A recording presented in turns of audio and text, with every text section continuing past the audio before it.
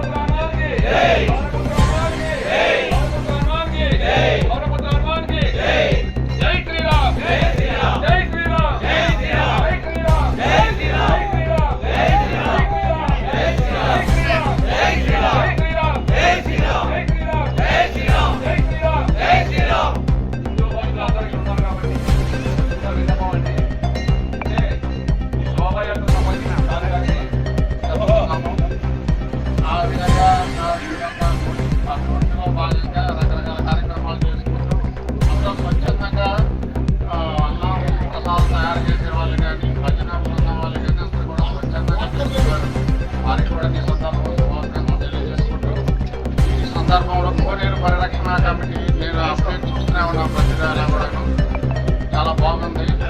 హనుమంతుడు లంకకి వెళ్ళేటప్పుడు సీతాదేవి అమ్మవారు అక్కడ ఉన్నారా లేదా కానీ ఒక పట్టుదలతో యోజనాల దూరం వెళ్ళి అమ్మవారిని కనుగొచ్చారు. అదేవిధంగా కోనేరు పరిరక్షణ గురించి కూడా మనం కూడా రేపు ఏం జరిగింది అనేది కాకుండా అంతే పట్టుదలతో అదే స్ఫూర్తితో మనం కనుక సాధించుకోగలం. అక్కడ ఉన్న ఆక్రమణలన్నింటినీ కూడా తొలగించుకొని మనందరం కూడా తప్పనిసరిగా అదే స్ఫూర్తిగా ముందుకెళ్తాం. దీనికి కావాల్సిన సహాయం